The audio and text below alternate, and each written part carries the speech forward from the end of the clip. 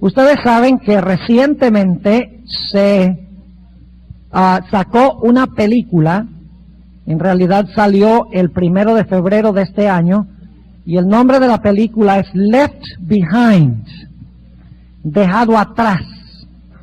Es una película que tiene como propósito convencer al mundo de que la segunda venida de Jesús constará de 2 etapas. Una etapa secreta, lo que se conoce como el rapto secreto, y otra etapa que sería la venida gloriosa de Cristo Jesús, la venida en que nosotros creemos como adventistas. Así que durante el transcurso de esta semana a las 11 vamos a analizar esta teoría que presenta esta película y vamos a estudiar cómo alcanzar a personas que creen en este método de interpretación profética. Ahora, en el tema de esta mañana queremos analizar el método correcto de interpretar las profecías de la Biblia. No podemos analizar el error sino en el marco de la verdad. Así que necesitamos saber cuál es el método correcto de interpretar las profecías para luego poder entender cuál es el método erróneo que ha creado Satanás para que no podamos comprender las profecías como es. Ahora vayan conmigo al libro de Tito, el capítulo 2, Tito, el capítulo 2 y el versículo 11. Tito 2 y el versículo 11.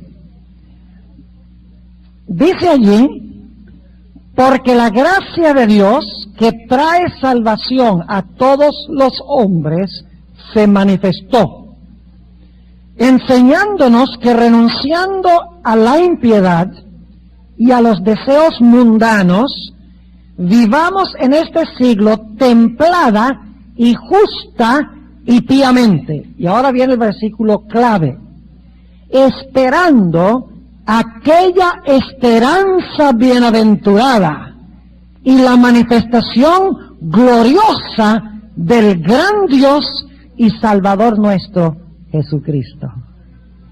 Este pasaje nos demuestra que la bienaventurada esperanza de la iglesia cristiana es la segunda venida gloriosa de Cristo Jesús. Pero Satanás odia la segunda venida, porque odia al que viene. Y por esa razón Satanás va a hacer todo lo posible por falsificar las profecías de tal manera que la gente no esté preparada para recibir a Cristo cuando venga. Ahora, quiero que regresemos en nuestras mentes al mundo como existía cuando vino Cristo en su primera venida. Ustedes saben que había abundantes profecías en el Antiguo Testamento que apuntaban hacia el ministerio, la persona y la obra de Cristo Jesús. Las profecías decían dónde iba a nacer, cuándo iba a ser bautizado, cuándo iba a morir, cuándo se iba a cerrar la puerta de la gracia para la nación judía, cómo iba a enseñar, qué iba a enseñar. Es decir, había abundancia de profecías en el Antiguo Testamento que indicaban cada movimiento que iba a hacer el Señor Jesucristo. Y sin embargo, lo más interesante es que según Juan 1 y el versículo 11, a pesar de todas estas profecías, dice: a lo suyo vino y los suyos no le recibieron. ¿Cómo es que teniendo tantas profecías apuntando hacia la primera venida de Jesús, el mismo pueblo que supuestamente estaba esperando al Mesías pudiese ser sorprendido por la venida de Cristo, la primera venida de Cristo? La respuesta está en el hecho de que el pueblo judío interpretó erróneamente las profecías. Esperaban que Cristo viniera de una forma y vino de otra. Esperaban que el Mesías, iba a venir en poder y en gloria, destruir a los romanos, sentarse en el trono de Jerusalén, favorecer a la nación judía y destruir a todos aquellos que no quisieran aceptar su señorío. Y cuando Cristo vino de una forma distinta que lo que estaban esperando, no estaban dispuestos de recibirle, aun cuando era el Mesías. El diablo hizo bien su trabajo. El diablo odiaba la primera venida y, llevando a una falsa interpretación de las profecías, llevó al pueblo que estaba esperando el Mesías a no saber cuándo vino. Ahora yo pregunto, ¿creen ustedes que el diablo odia igualmente la segunda venida de Cristo? ¡Claro que sí! ¿Será posible que el diablo también va a engañar al mundo cristiano que está esperando la segunda venida del Mesías? Y que cuando Cristo venga, nadie lo va a estar esperando. La Biblia indica que sí. Y la razón es que el diablo, como falsificó las profecías para esconder la primera venida del Mesías, el diablo también ha llevado al mundo cristiano a interpretar falsamente las profecías de la segunda venida, para que cuando Cristo venga, va a venir de una forma diferente que lo que el mundo cristiano lo está esperando, y nadie prácticamente va a estar listo. Esta semana yo les voy a compartir a ustedes la triste historia de cómo el diablo ha engañado casi a todo el mundo cristiano con un falso sistema de interpretación profética. Es triste, sorpresivo, que el mundo cristiano prácticamente en su entereza ha sido engañado con una interpretación, con un método falso de interpretar las profecías. Y de esta manera el diablo ha escondido cuáles son los asuntos de importancia de vida y muerte para estos últimos días. Ahora, en cierta ocasión, cuando yo estaba en secundaria tomando una clase de matemáticas, el profesor nos dio un examen. Y en el examen nosotros colocamos las respuestas a las preguntas de matemáticas que había hecho el maestro. Cuando entregamos el examen, el maestro miró las respuestas y nos dijo a los alumnos: a ustedes les faltó algo muy importante en este examen. Yo veo aquí en el examen las respuestas, pero yo lo que quiero saber es cómo alcanzaron ustedes esas respuestas. Y nos devolvió el examen. Y dijo: yo quiero ver todas las operaciones de qué hicieron ustedes para alcanzar esa respuesta en el examen. Una cosa es dar una respuesta y es otra cosa explicar cómo uno obtuvo la respuesta. Ahora, ¿por qué traigo a colación esto? Porque nosotros los adventistas somos muy expertos en decir lo que significan las profecías.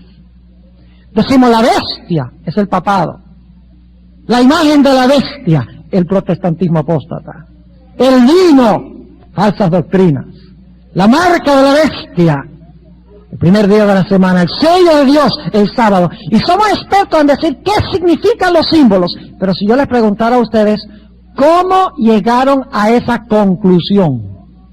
¿Qué método usaron para llegar a esa interpretación?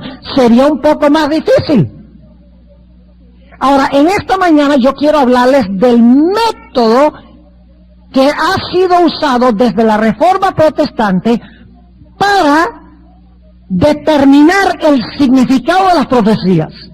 Es decir, voy a estudiar no que este símbolo significa esto y que esta profecía significa esto, sino el método que debemos usar para llegar a esta conclusión. Ahora, el método que usaron todos los reformadores protestantes, Lutero, Calvino, Zwinglio, Melanchthon, Wesley, pueden nombrar todos los reformadores protestantes desde el siglo XVI, el método que ellos usaron es un método de interpretación profética que se conoce como historicismo. Historicismo. Ahora, ¿qué es historicismo? Muy sencillo. El historicismo es aquel método que enseña que las profecías, particularmente de Daniel y Apocalipsis, comenzaron a cumplirse en los días cuando escribió el profeta. Y luego sucesivamente continuaron cumpliéndose sin interrupción en un desarrollo, en un flujo, culminando con el establecimiento del reino eterno de Cristo. Es decir, las profecías de Daniel y Apocalipsis comienzan a cumplirse en los días cuando escribe el profeta y siguen cumpliéndose sin interrupción en una cadena, en una secuencia continuada hasta el establecimiento del reino eterno, y no hay paréntesis en ninguna parte. El cumplimiento es consecutivo y nunca se interrumpe. Se cumple desde los días del profeta hasta el establecimiento del reino eterno. Ahora, yo quiero presentarles una profecía que ustedes conocen muy bien, una profecía historicista por excelencia, para ilustrar este punto. La profecía de Daniel, el capítulo 7. Ahora, la más grande profecía historicista es la profecía de Daniel 2. Yo pregunto, ¿a dónde comienza la profecía de Daniel 2? Antes de ir a Daniel 7, ¿a dónde comienza? ¿Con qué reino? Con Babilonia. ¿Quién está viviendo en el tiempo del imperio babilónico? Nabucodonosor. ¿Y quién más? Daniel.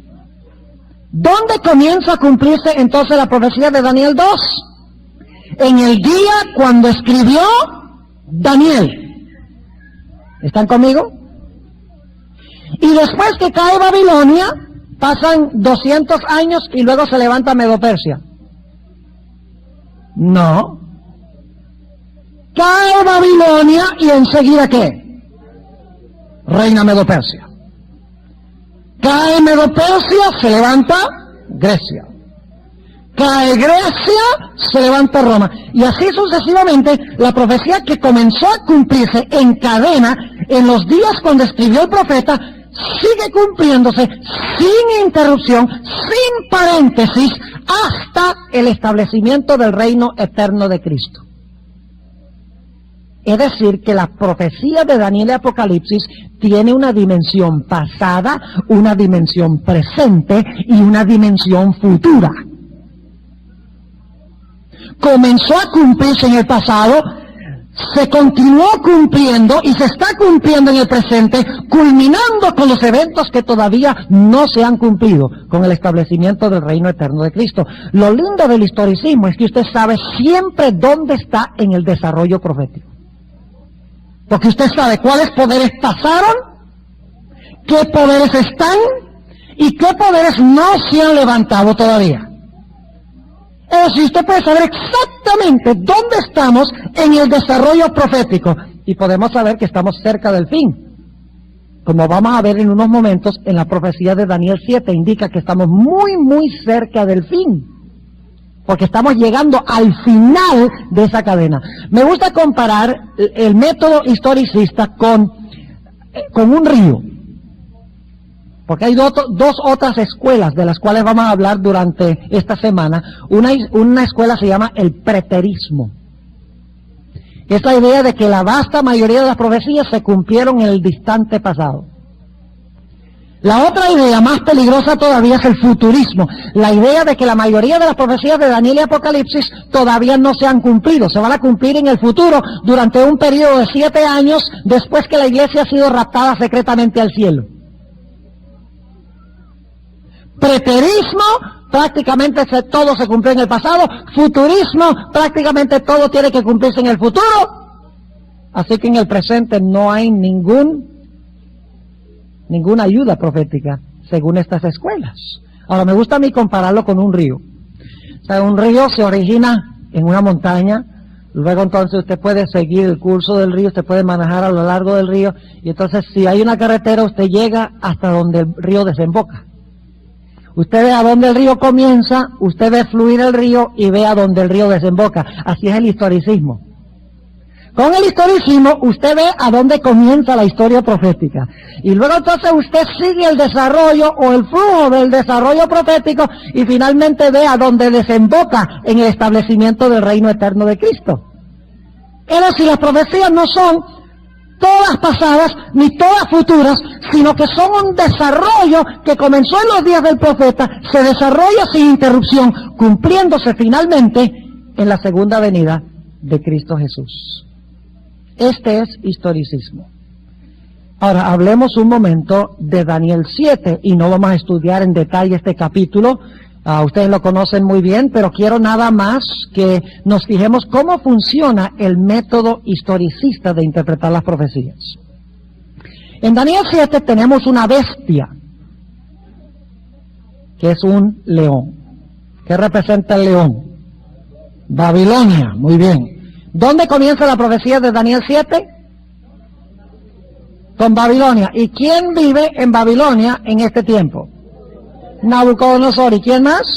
Daniel. Pregunta, ¿Daniel 7 comienza a cumplirse en los días cuando escribió Daniel? ¿Sí o no? Sí. Ahí comienza, cuando escribe el profeta. Ahora, cuando cae el león o Babilonia, ¿qué poder se levanta? Medo-Persia. ¿Se levanta Medo-Persia en el mismo momento que cae Babilonia? Claro, usted puede leerlo en Daniel 5. Mene, Tekel, Uparsin. La misma noche que cayó Babilonia, ahora gobierna ¿quién? Medo-Persia. ¿Cuántos paréntesis hay entre Babilonia y Medo-Persia? No hay paréntesis. Se cumple en sucesión continuada. Y luego dice la profecía, dicho sea de paso, la segunda bestia en Daniel 7 es un oso. Pero luego el oso gobierna por cierto periodo, ustedes conocen las fechas, 539 al año 331, gobierna, y luego entonces, ¿qué pasa con el oso? El oso cae en manos de quién? No en las manos, sino en la boca de quién? Del leopardo. El leopardo devora al oso y despedaza al oso. ¿Cuánto tiempo hay entre cuando cae el oso y se levanta el leopardo? No hay lapso de tiempo. El momento que cae Medo-Persia, se levanta ¿qué? Grecia. Y luego el reino griego gobierna. Gobierna desde el año 331 hasta el año 168 antes de Cristo. Todo este repaso. No hay un paréntesis entre el león y el oso, entre el oso y el leopardo. Se cumple en sucesión continuada sin interrupción, sin paréntesis. Eso es muy importante, porque hoy en día los métodos que se están usando para interpretar las profecías dejan muchos paréntesis. Y en unos momentos vamos a volver a esto. Por ejemplo, en las 70 semanas, dicen, las primeras 69 se cumplieron con la primera venida de Cristo, pero la semana número 70 todavía no se ha cumplido. Ha habido un paréntesis de 2000 años entre la semana número 69 y la semana número 70. Interrumpen las 70 semanas y ponen un paréntesis de 2000 años entre cuando termina la 69 y cuando comienza la semana número 70. Y vamos a ver en unos momentos que hacen lo mismo con Daniel 7. Ahora, el leopardo es conquistado ¿por quién? Por la bestia terrible, Roma, el imperio romano. ¿Cuánto tiempo hay entre la caída de Grecia y el levantamiento de Roma? ¿Cuántos paréntesis hay? ¡Ninguno! Cae Grecia y se levanta ¿qué? Roma. Ahora, escuchen bien lo que les voy a decir. Muy importante este punto. Cuando cae Roma, en realidad Roma tiene 3 etapas de existencia. Vayan conmigo a Daniel 7. Vamos a anotar esto. Daniel, el capítulo 7. Y vamos a ver que esta cuarta bestia tiene 3 etapas. Dice en el capítulo 7 y el versículo 23 lo siguiente. Dijo así: La cuarta bestia será un cuarto reino en la tierra. Babilonia, Medo-Persia, Grecia, Roma, el cual será más grande que todos los otros reinos, y a toda la tierra devorará y la hollará y la despedazará. Y ahora escuchen el versículo 24. Y los 10 cuernos significan que de aquel reino se levantarán 10 reyes. Pregunta, y no contesten rápido, piensen, reflexionen sobre la pregunta. Cuando este dragón se levanta a gobernar, cuando esta bestia terrible se levanta a gobernar por primera vez, ¿ya tiene los 10 cuernos? No, señor. Se levantan posteriormente al gobierno de esta cuarta bestia. Leamos otra vez con cuidado. Dice, versículo 24, los 10 cuernos significan que de aquel reino, ¿cuál reino? De Roma, de aquel reino, se levantarán 10 reyes. Es decir, el reino existe antes que los reyes. ¿Están conmigo o no están conmigo? Es decir, ese reino unido, ese imperio unido, luego se va a dividir en 10 reinos. Segunda etapa. Etapa número 1, la bestia terrible sola. Etapa número 2, la bestia terrible ¿con qué? Con los 10 cuernos. Pero hay una tercera etapa. Noten otra vez el versículo 24. Y los 10 cuernos significan que de aquel reino se levantarán 10 reyes, y tras ellos, ¿qué significa eso? Tras ellos. ¿Antes o después de ellos? Tras ellos significa después de ellos se levantará otro, que se conoce como el cuerno pequeño, el cual será mayor que los primeros, y a 3 reyes derribará. Ahora fíjense, la cuarta bestia es Roma. Luego Roma se va a dividir ¿en qué? En 10 reinos. Y luego en medio de los 10 reinos se va a levantar el cuerno ¿qué?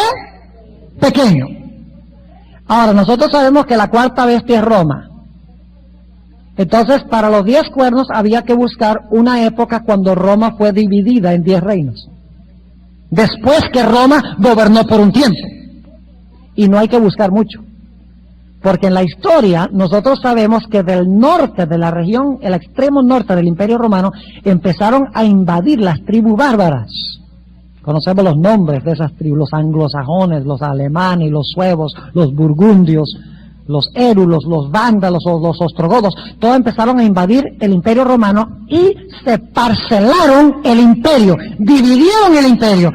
Y según los historiadores, particularmente uno que es el más renombrado historiador del Imperio Romano, se llamaba Edward Gibbon, escribió un juego de 4 tomos sobre la historia del Imperio Romano. Yo los tengo. Tremenda obra, una obra pero maestra, donde él dice que los 10 reinos estaban completos en el año 476. Es decir, los 10 reinos en el 476 estaban completos.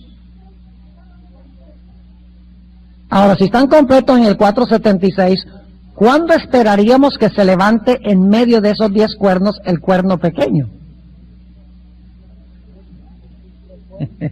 Después de eso, ¿verdad? ¿Y dónde debe levantarse el cuerno pequeño? Entre los 10, y los 10 están ¿en qué región geográfica? En lo que era el Imperio Romano. Pregunto, ¿es fácil conseguir dónde está el anticristo? Usando el método historicista, ¿es fácil?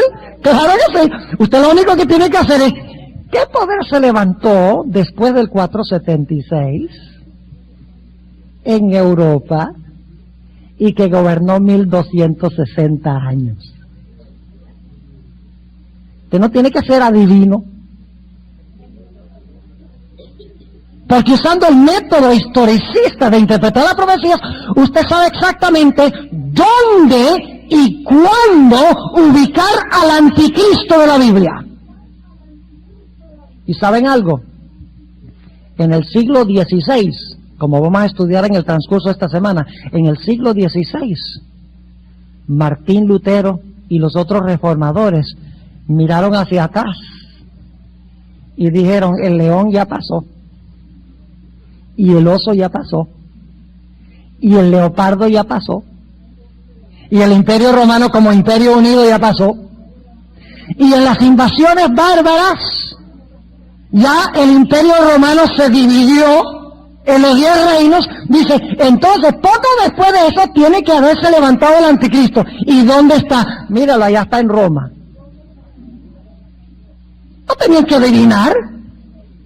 Lutero y Calvino y Zwinglio, Melanchthon y Wesley, que vino después, y no tuvieron que adivinar. Bueno, ¿quién será el anticristo? ¿El Ayatollah Khomeini? ¿Saddam Hussein? ¿Henry Kissinger?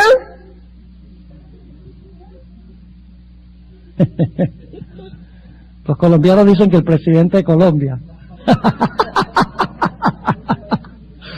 por haber regalado la mitad del país. Ellos no tenían que adivinar, porque habían visto el plan historicista del cumplimiento de las profecías. Sabían exactamente dónde estaban en el cumplimiento profético. Sabían dónde y cuándo buscar al anticristo. Y ahora escuchen bien. Apocalipsis 13 añade su testimonio. Apocalipsis 13 tiene cosas que no están en Daniel 7. Por ejemplo, en Daniel 7 dice que este cuerno pequeño va a gobernar ¿cuánto tiempo? Tiempos, la mitad de un tiempo, 1260 años, pero que luego después de gobernar 1260 años, su herida, o sea, va a hacer ¿qué? Herida de muerte, se le va a quitar el poder, se le va a quitar su dominio. Apocalipsis 13 dice eso, dice que recibirá una herida ¿qué? Mortal. Pregunta, ¿sucedió eso en el desarrollo histórico? Claro que sí. ¿En qué fecha? En 1798, los 1260 años llegaron a su fin. Y yo voy a compartir con ustedes citas, por ejemplo, de Malaquías Martin, que escribió ese famoso libro, Las llaves de esta sangre. Saben que él dice que durante los últimos 200 años, el Papa o el papado ha sido mantenido cautivo. Interesante que en Apocalipsis 13:10, inmediatamente después del periodo de los 1260 años, dice, el que lleva en cautividad será llevado en cautividad. Pero la profecía de Apocalipsis 13 dice que la herida de su muerte sería ¿qué? Sanada. ¿Estamos viendo eso hoy en día? Con el tremendo prestigio que tiene la Iglesia Católica, uno no puede creer. Mire, cuando la Iglesia Católica cayó en el año 1798, no había un país en el mundo que quería tener relaciones diplomáticas con el papado. Nadie quería tener relaciones con este sistema, porque conocían lo que había sucedido durante su periodo de dominio en Europa. Pero hoy en día todo el mundo quiere tener relaciones diplomáticas con el papado, incluyendo nuestro propio presidente, George Bush, que va a hacer un viaje allá. Y yo no soy profeta, pero yo tengo mis altas sospechas de que cuando él regrese de allá, él va a prohibir que se usen fondos federales para este nuevo método de investigación, Stem Cell Research. No sé si lo han oído mencionar en las noticias, usando embriones para tratar de sanar enfermedades como Alzheimer's, etcétera. Yo estoy seguro que cuando él vaya y hable con el Papa le va a decir, no permitas que se haga eso en los Estados Unidos, y él va a regresar y va a decir, no vamos a permitir que se usen fondos federales para eso. Así que ahora la herida mortal se está ¿qué? Sanando. Ahora Apocalipsis 13 también dice que va a haber una segunda bestia, que va a ser una imagen de la primera bestia, el protestantismo apóstata. Yo pregunto, más y más los protestantes y los católicos se están uniendo hoy en día. Imagínense los luteranos y los teólogos católicos diciendo que están de acuerdo sobre la justificación por la fe, en un documento oficial. Se llama Joint Declaration on Justification by Faith. Imagínense teólogos protestantes y católicos firmando un documento que se llama Evangelicals and Catholics Together, donde dicen, no peleemos por teología, sencillamente vayamos y mejoremos el mundo, porque el mundo está muy malo para nosotros los cristianos estar peleando. Increíble lo que está pasando hoy en el mundo. ¿Dónde estamos entonces nosotros en el desarrollo profético? Miren, cuando ustedes ven el método historicista, ustedes saben que cayó Babilonia, Medo-Persia, Grecia, Roma. Roma se dividió en 10 reinos durante 1260 años, dominó el papado, recibió una herida mortal en la Revolución Francesa, por un tiempo está en inactividad, ahora su herida mortal se está sanando, el protestantismo está queriendo unirse con el papado. ¿Cuán lejos estamos del cumplimiento final de las profecías? Estamos en el mero fin del cumplimiento de las profecías. ¿Usando cuál método? El método de interpretación historicista. Usted puede saber exactamente dónde está en el desarrollo histórico a cada instante, a cada momento. Ahora, ¿saben ustedes que el libro de Daniel en su totalidad está escrito desde una perspectiva historicista? ¿Dónde comienza Daniel 1? Daniel 1 comienza con la llegada de Daniel y sus amigos ¿a dónde? A Babilonia. ¿Y a dónde termina el libro de Daniel? En aquel tiempo se levantará Miguel, aquel príncipe que está por los hijos de tu pueblo. Será tiempo de angustia cual no ha habido desde que hay nación, mas en aquel tiempo será libertado tu pueblo, todos los que se hallaren escritos en el libro. Y muchos de los que duermen en el polvo de la tierra serán despertados. Daniel, el libro de Daniel comienza en los tiempos de Daniel y termina con la resurrección. El libro en su totalidad es un libro que sigue el método de interpretación historicista. Pero ahora escuchen lo que les voy a decir. Entre el capítulo 1 y el capítulo 12, entre los días de Daniel y cuando se establece el reino eterno, tenemos 4 ciclos que repiten el mismo material 4 veces. Empezando en los días de Daniel y terminando con el reino eterno. Por ejemplo, Daniel 2. ¿Qué representa la cabeza de oro? Pecho y brazo de plata. Medo-Persia. Vientre de bronce. Grecia. Piernas de hierro. Roma. Pies. Los 10 dedos de los pies. Hierro y barro. Los 10 reinos. Y el barro representa el poder religioso. No sé si ustedes han oído mi presentación sobre eso. Bíblicamente, el barro representa la iglesia y el hierro de los pies representa el Estado, el poder civil. Es decir, durante ese periodo de los pies, el poder civil y el poder religioso se iban a unir. Y el próximo evento es ¿qué cosa? La peña que golpea a la imagen y luego se establece ¿qué cosa? El reino eterno de Cristo. Es decir, Daniel 2 se ha movido desde los días cuando escribió Daniel hasta el establecimiento del reino de Cristo sin interrupción. Ahora, Daniel 7 es el segundo ciclo. Yo pregunto, ¿empieza Daniel 7 a donde comenzó Daniel 2? ¿El león es lo mismo que el oro? Sí. ¿El oso es lo mismo que la plata? Sí. ¿El leopardo es lo mismo que el bronce? Sí. ¿El hierro es lo mismo que la bestia terrible? Sí. ¿Los 10 dedos son lo mismo que los 10 cuernos? ¿Y el barro es lo mismo que el cuerno pequeño? Claro que sí. Y la roca es lo mismo que Cristo yendo a su Padre a recibir ¿qué cosa? El reino.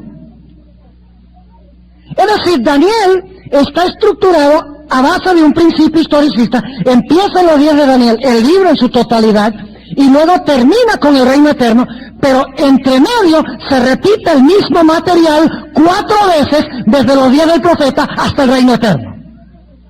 ¿Están conmigo o no están conmigo? Levanten la mano si están conmigo. Ok. Ahora en Daniel 8 al 10 tenemos otra repetición. Pero en Daniel 8 no empieza con Babilonia, sino que empieza con Medo-Persia. Yo pregunto, ¿el profeta Daniel vivió en los días de Medo-Persia? Claro que sí. Así que Daniel 8 comienza en los días cuando vio Daniel Claro que sí. Y con el reino que está gobernando en los días de Daniel, que es el carnero. Y luego dice que viene un macho cabrío, que es ¿qué cosa? Grecia. Y luego habla de un cuerno pequeño. Fíjese, siguiendo la misma secuencia que teníamos en Daniel 2 y Daniel 7, culminando finalmente con ¿qué cosa? Con el establecimiento del reino eterno. Y luego Daniel 11 y 12, que es la cuarta repetición de los mismos eventos, encontramos que empieza Daniel 11 con 3 reyes en Persia y luego un cuarto rey. Es decir, empieza en los días cuando escribe Daniel, luego se describe en Daniel 11 todo el desarrollo histórico, rey del sur, rey del norte, culminando el final de la historia con la batalla del comunismo contra el papado, etcétera, y luego el establecimiento del reino eterno. Es decir, el historicismo es el principio básico para entender el libro de Daniel en su entereza y los ciclos, los 4 ciclos que se encuentran dentro del libro de Daniel. Usted puede saber exactamente a dónde está en el desarrollo histórico todo el tiempo. Ahora, ¿qué diríamos de Apocalipsis? ¿Dónde empieza el libro de Apocalipsis?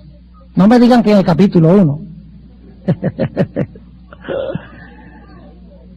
¡Oh! En la isla de Patmos. ¿Y quién está en Patmos? Juan. ¿Dónde comienza entonces el libro de Apocalipsis? En los tiempos cuando escribe el profeta. ¿Y a dónde termina el libro de Apocalipsis? Con la gloriosa venida del Señor Jesucristo para establecer su reino, inclusive después del milenio. Fíjense que Apocalipsis también está estructurado a base del principio historicista. Empieza en los días cuando escribe Juan y termina con el establecimiento del reino eterno después del milenio. Pero ahora escuchen bien, al igual que en Daniel uno tiene ciclos, en Apocalipsis uno también tiene ciclos. Por ejemplo, tenemos las 7 iglesias. Pregunta, ¿las 7 iglesias relatan toda la historia de la humanidad desde los días apostólicos hasta que se establezca el reino eterno? Claro que sí. Pero luego tenemos los sellos, los 7 sellos. ¿Repiten los 7 sellos aspectos desde los días apostólicos hasta el establecimiento del reino eterno? Sí. ¿Y las trompetas? Nuevamente empiezan en los días cuando está escribiendo Juan, y las 7 trompetas se desarrollan en el flujo histórico, culminando nuevamente con la 7ª trompeta, donde dice que los reinos del mundo han llegado a ser de nuestro Señor Jesucristo. Es decir, tenemos una triple repetición de los mismos eventos. Las iglesias se repiten en los sellos, y las iglesias y los sellos se repiten en las trompetas.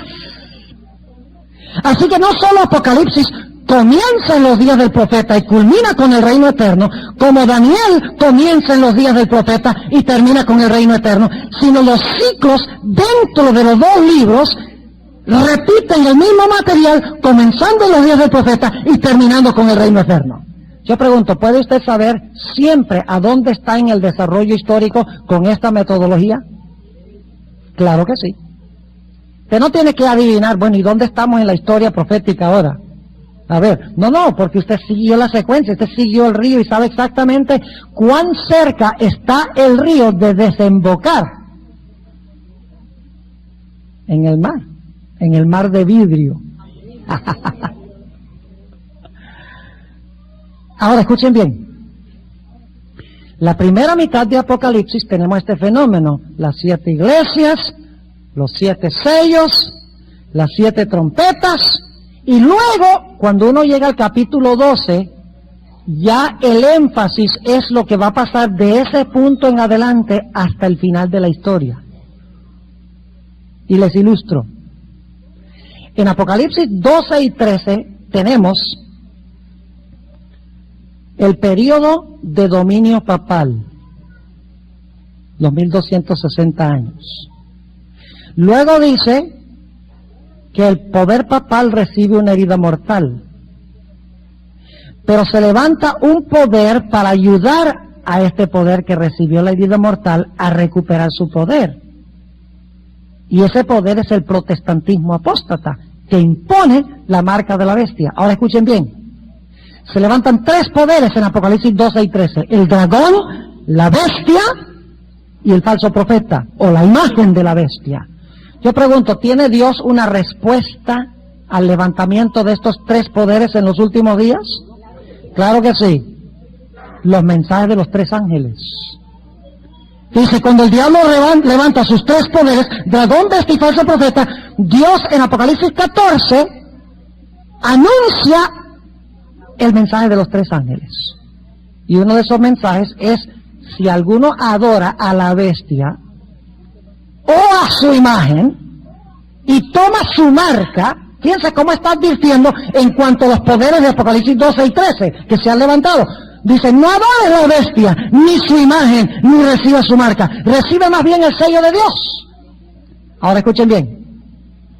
Cuando se termina de proclamar los mensajes de los tres ángeles, desenmascarando esos tres poderes de Apocalipsis 12 y 13, en Apocalipsis 15 dice que algo pasa en el santuario. ¿Han leído lo que pasa en el santuario? Dice que el santuario se llena de humo. Entrar al santuario hasta que sean derramadas las 7 postreras plagas. ¿Qué indica este evento de llenarse el santuario de humo y que nadie puede entrar hasta que terminen las plagas? Significa sencillamente que los mensajes de los tres ángeles han sido proclamados al mundo. Todo el mundo ha decidido o recibir el sello de Dios y la marca de la bestia, y no hay más nada que decir. Se cierra la puerta de la gracia, nadie más puede entrar. De aquí, dicho sea de paso, adquiere la hermana White la idea de que tendremos que vivir en el periodo de las plagas sin intercesor. Ella no está inventando eso. Apocalipsis dice que cuando el templo se llena de humo, nadie puede entrar. Y dicho sea de paso, no está hablando de entrar físicamente allá. Yo pregunto, el apóstol Pablo nos dice en Hebreos 4 que nosotros podemos acercarnos hoy al trono.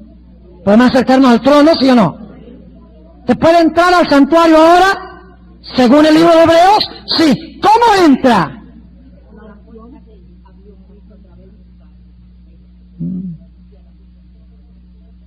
Entonces no es un cohete de la NASA que tiene que tomar para ir allá. Ah, no. ¿Cómo entra? Entra por medio de la fe a través de la oración. Y cuando usted entra, ¿tiene Dios gracia y perdón para usted? Sí. Pero ¿qué pasa? Cuando se cierra el santuario, se llena de humo y más nadie puede entrar. Significa que la puerta de la gracia que se ha cerrado y no hay más intercesión. Ya cuando las plagas caen, toca vivir sin un intercesor. Ahora déjenme compartir otra cosita con ustedes. Ustedes han leído en el Espíritu de Profecía donde la hermana White dice que se va a quitar sus vestiduras sacerdotales y se va a poner sus vestiduras reales. Y algunos dicen, bueno, ¿y dónde dice la Biblia eso? Tiene que quedarse para el próximo sábado, donde voy a hablar de la función del Espíritu de Profecía. Un tema que preparé en noviembre del año pasado, comparando a Elena White con Juan el Bautista. ¿Saben ustedes que Elena White es el Juan el Bautista de los últimos días? Lo voy a comprobar bíblicamente. Increíble paralelo entre Juan el Bautista y la hermana White. En todos los aspectos. Pasmante. Y la hermana White dice que Cristo, cuando se cierre el servicio del santuario, se quitará sus vestiduras sacerdotales y se pondrá luego sus vestiduras reales. ¿De dónde sacó la hermana White eso? Miren, si usáramos nada más un poquito este cerebro que Dios nos ha dado, podríamos entenderlo. Yo pregunto, ¿cómo está vestido Jesús hoy? El libro de Hebreos dice que Jesús es nuestro sumo sacerdote, así que ¿cómo está vestido Jesús? Como sumo sacerdote. Pero yo pregunto, en Apocalipsis 19, cuando viene como Rey de Reyes y Señor de Señores, ¿cómo viene vestido? Dice que viene vestido como Rey. Entonces mi pregunta es esta: si ahora es sacerdote, pero cuando venga está vestido como Rey, ¿tiene que haberse cambiado? A algunos eso le pasó así. Así que vamos a repetirlo. Jesús ahora está vestido como ¿qué? Sumo sacerdote. Cuando venga estará vestido como ¿qué? Como rey. Entonces, si ahora está vestido como sumo sacerdote, pero cuando venga viene vestido de rey, según Apocalipsis 19, en el interino tiene que haberse cambiado. ¿Y cuándo es que Jesús se quita sus vestiduras sacerdotales? Cuando ya no es necesario un sacerdote. Cuando el templo se llene de humo. Ahora fíjense cómo Apocalipsis va en su secuencia. Las iglesias se repiten en los sellos, se repiten en las trompetas, y luego las trompetas nos llevan al tiempo cuando se abre el templo de Dios y se ve el arca del pacto. Ahora Dios va a revelar quiénes son los enemigos del pueblo de Dios. Presenta el dragón, la bestia y el falso profeta. Y luego dice, cuidado, da una advertencia, dice, cuidado con esos tres poderes, ni sigas a la bestia, ni sigas la imagen, ni recibas la marca, recibe el sello. Y luego cuando todos toman su decisión a base de los mensajes de los tres ángeles, entonces el templo se llena de humo, Cristo se quita sus vestiduras sacerdotales y ahora van a empezar a caer ¿qué cosa? Las plagas.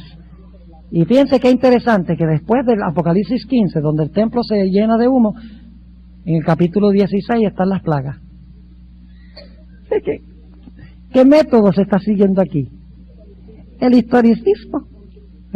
Se levantan los poderes enemigos, Dios presenta los mensajes de los tres ángeles, se cierra la puerta de la gracia, y cuando se cierra la puerta de la gracia, vienen las plagas, que también en Daniel 12 se llama el tiempo de angustia.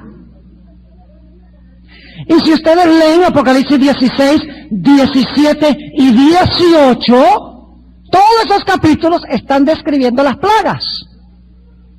Y luego en el capítulo 19 se ve al Señor Jesucristo viniendo en un caballo blanco. Han terminado las plagas, ahora Cristo viene. Y detrás de Él, sentados en caballos blancos, vienen los ejércitos celestiales. Y viene a salvar a su pueblo del decreto de muerte que se ha dado contra ellos. Es decir, ahora hemos llegado hasta la segunda venida de Cristo. Pero ahí no termina todo. Porque en Apocalipsis 20 dice que ahora el Señor Jesucristo va a tomar y va a atar a Satanás.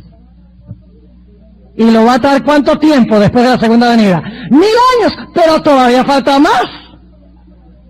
El capítulo 21 y 22 nos lleva hasta lo que sucede después del milenio.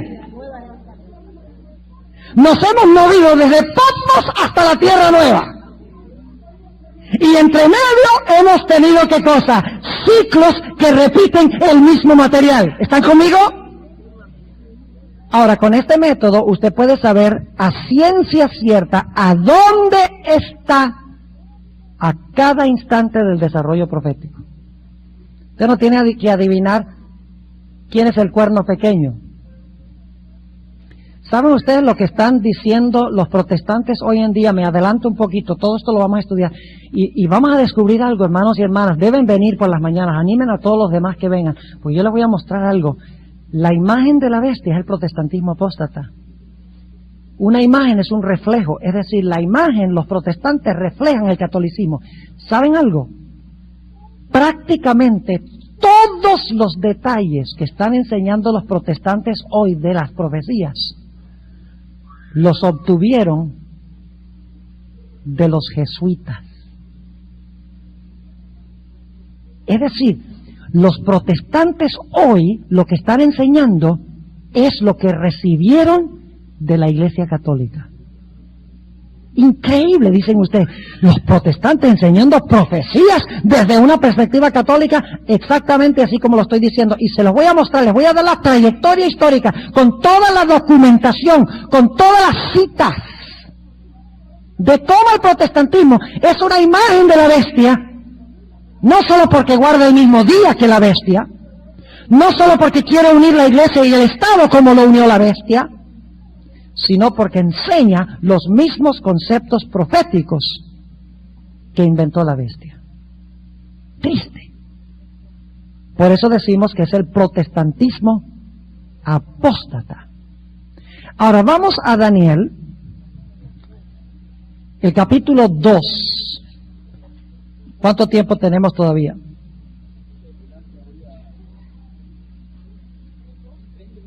Bien, Daniel 2, 21. Este versículo es crucial. Voy a introducir ahora el tema de mañana en la mañana. Vamos a tomar los últimos 20 minutos para introducir el tema de mañana en la mañana. Daniel 2 y el versículo 20. Vamos a leer nada más el 21 por ahora. Ustedes conocen el contexto de esto, ¿verdad? El rey Nabucodonosor tuvo un sueño. Y cuando se despertó se le había olvidado el sueño. Yo llamo eso amnesia divina.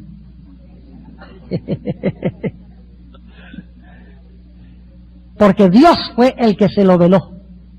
Yo pregunto, la hermana Guay a veces tenía un sueño, una visión, y cuando se despertaba, Dios le decía, olvídate de eso, que eso no es para ahora. Sí, Señor. Se le olvidaba hasta el momento que era necesario.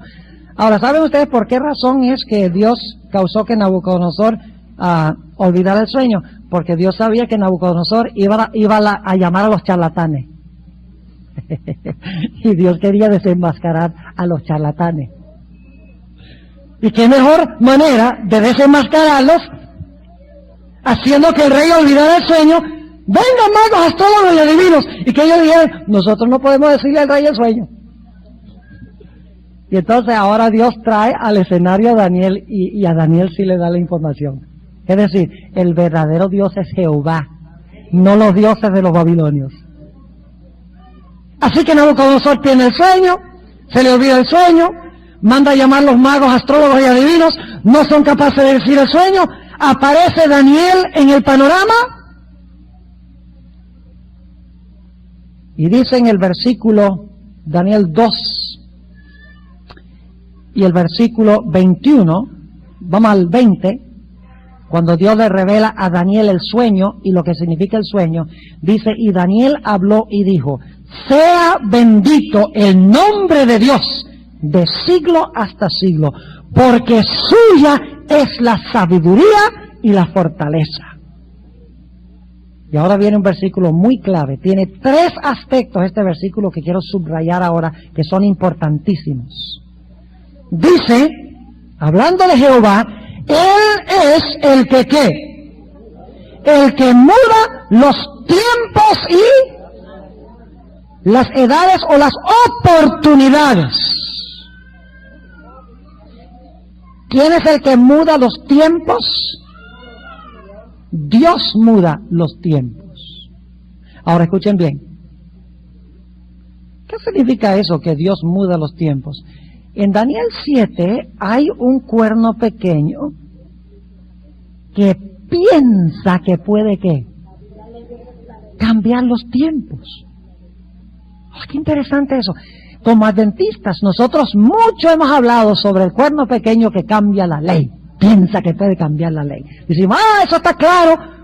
Eliminan el segundo mandamiento, dividen el 10º en 2 y dicen que el día de reposo el domingo en vez del sábado. Hablamos muchísimo en cuanto a lo que significa que el cuerno pequeño pensó cambiar la ley. Pero casi nada se ha dicho ni se ha escrito sobre lo que significa que el cuerno pequeño piensa que puede cambiar los tiempos. Y algunos han concluido, han dicho, bueno, el cambio de los tiempos tiene que ver, el único mandamiento que tiene que ver con tiempos es el sábado, entonces tiempos y ley se refiere a lo mismo. El problema con eso es que el hebreo no dice pensará cambiar los tiempos en la ley. No dice pensará cambiar los tiempos en la ley, dice pensará cambiar los tiempos y la ley. Cambiar los tiempos es una cosa y cambiar la ley es otra. Ahora, ¿quién es el único que muda los tiempos y las oportunidades? Dios. Si el cuerno pequeño piensa que él puede cambiar los tiempos, entonces él debe profesar ser ¿qué? Él debe profesar ser Dios. Ahora, ¿qué significa este asunto de cambiar los tiempos? Bueno, vamos a ver en un momento, pero quiero que vean, esta es la primera frase del versículo 21. Dice que Dios cambia o muda los tiempos y las oportunidades. Segundo aspecto que quiero que veamos. Quita reyes y pone reyes. Y tercero, da sabiduría a los sabios y la ciencia a los entendidos. 3 aspectos. Muda los tiempos y oportunidades. Quita y pone reyes. Y en tercer lugar, da sabiduría a ¿quiénes? a los sabios. Ahora escuchen bien. El resto de Daniel 2 y Daniel 3 es una exposición de este versículo. Pero en la exposición o el desarrollo de los tres aspectos de este versículo, lo va a hacer en orden inverso. Es decir, ahora viene la explicación de este versículo.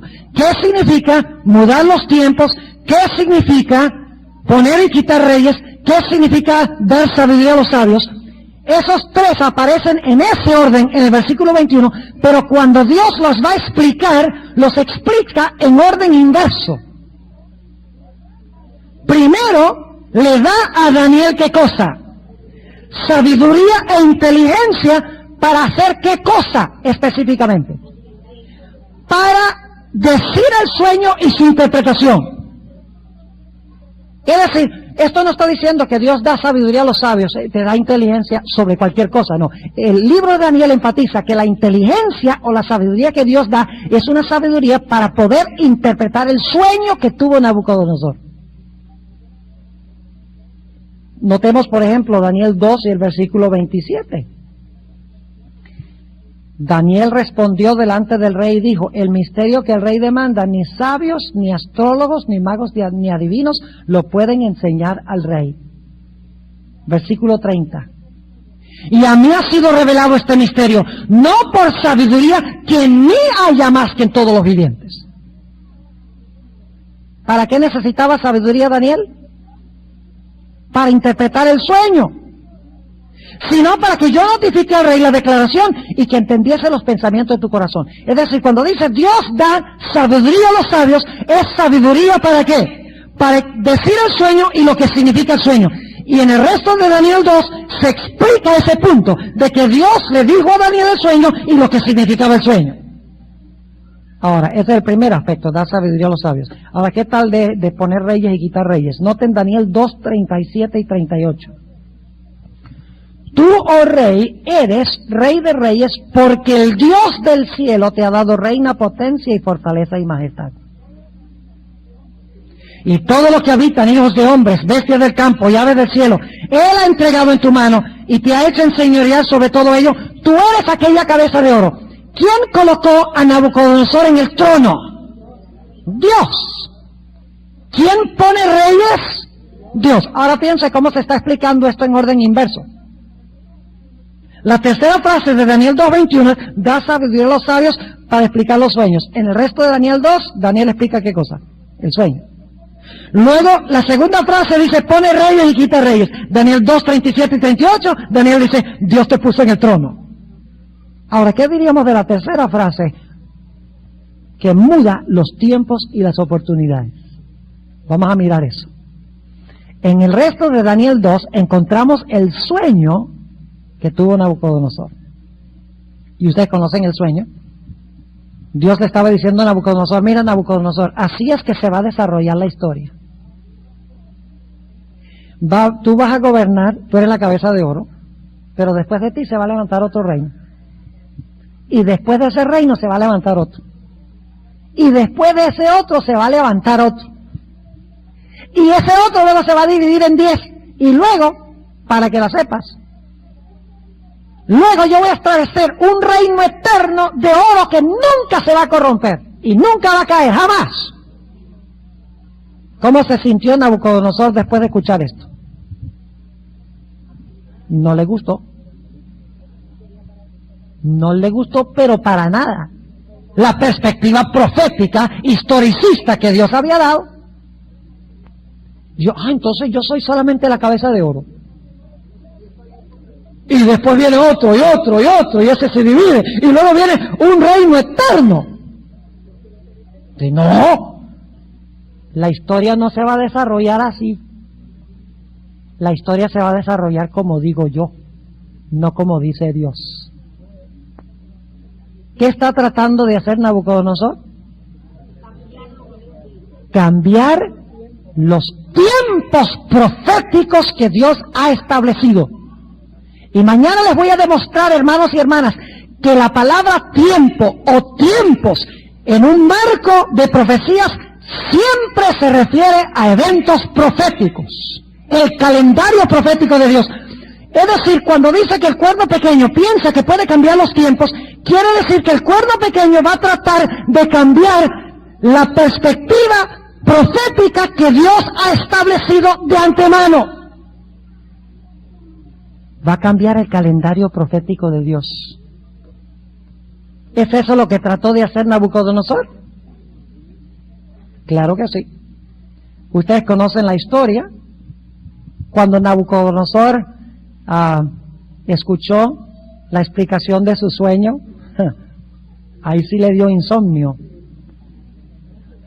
¿No le gustó? Entonces él dice, yo no voy a, o sea, el que domina la historia soy yo, y el que determina cómo se va a desarrollar la historia soy yo.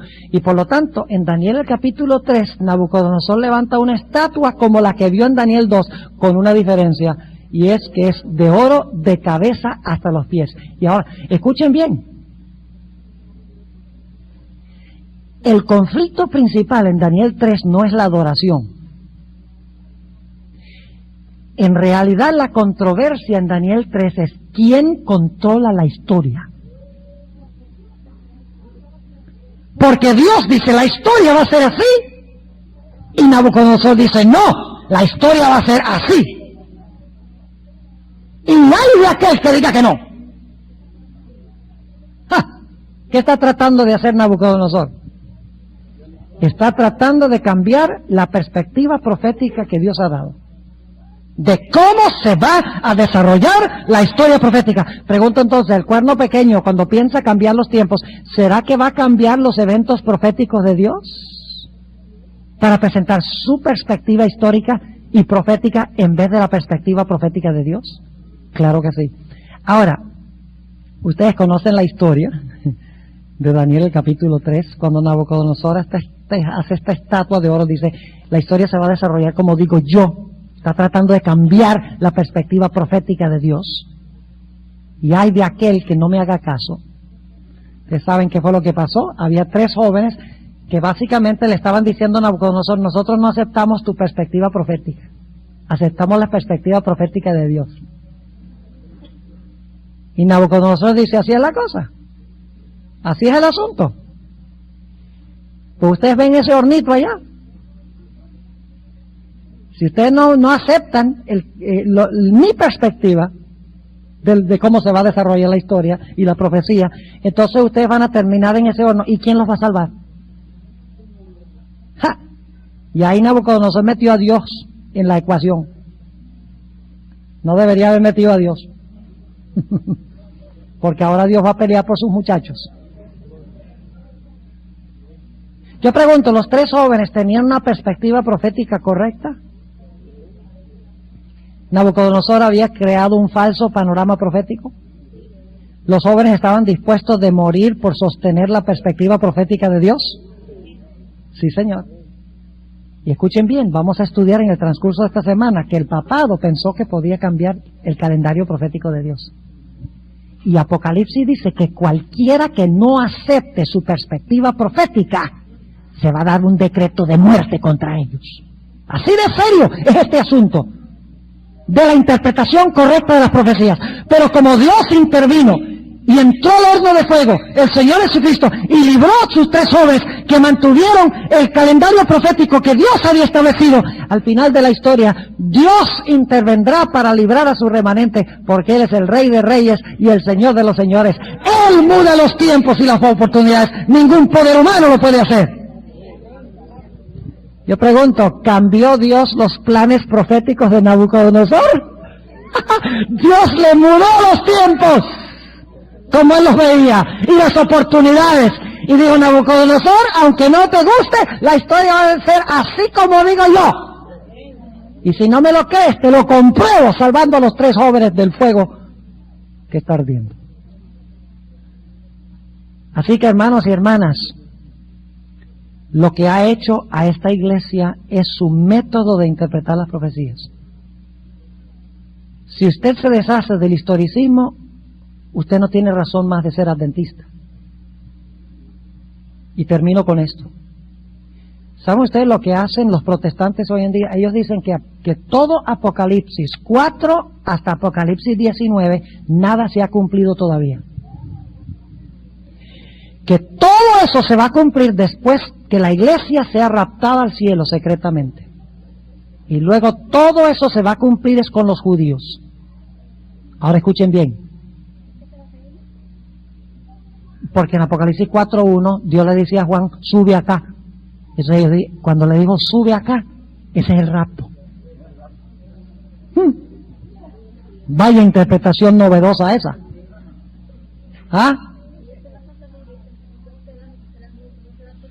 Eso lo vamos a estudiar el jueves. Vamos a estudiar. Uno será tomado y otro será dejado. Y prepárense para una gran sorpresa. Porque el tomado y el dejado, como ustedes lo han entendido, es al contrario. Hice un estudio intensivo de este pasaje, precisamente en estos días. Hice un trabajo de 17 páginas con el griego, con el hebreo, y se van a sorprender, placenteramente se van a sorprender, porque van a poder usar ese pasaje contra aquellos que dicen que el tomado es llevado al cielo en el rapto y el dejado es el que se queda atrás en el planeta Tierra. Ahora, escuchen bien, último punto. El diablo sabe cómo se va a desarrollar el calendario profético de Dios. Y por eso el diablo establece un falso calendario profético para distraer las mentes de los seres humanos de lo que realmente va a ocurrir y dirigir los ojos a donde las cosas en verdad proféticamente no van a ocurrir. Yo pregunto, ¿hizo el diablo lo mismo para esconder la primera venida del Mesías? Sí, Señor, y va a ser lo mismo.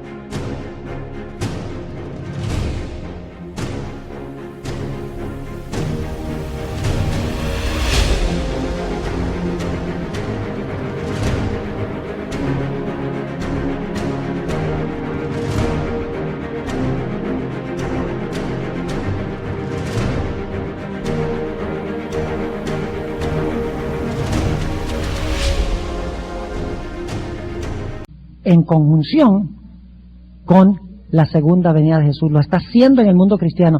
Todos los ojos de todos los seres humanos están dirigidos a la guerra entre los judíos y los palestinos. Mientras que en Roma crece el anticristo y nadie lo ve porque está mirando a donde no es. Todos están esperando que se reconstruya el templo de Jerusalén. Se siente ese anticristo malvado allá. Y que levante una estatua bien grandota. Y que todo el mundo se incline ante esa estatua grandota de él. Y mientras tanto la imagen de la bestia crece en el mundo protestante y nadie lo ve porque están mirando a donde no es. Y por lo tanto, lo triste es esto, mire. El mundo protestante va a cumplir las profecías en cuanto a ellos mismos. Los judíos cumplieron las profecías al entregar a Jesús. Rechazaron al Mesías cumpliendo las mismas profecías en cuanto al rechazo del Mesías. De la misma manera, el mundo protestante y el mundo católico en su vasta mayoría va a cumplir las profecías de Apocalipsis en cuanto a la bestia y su imagen y no se van a dar cuenta porque están mirando a donde el conflicto no es.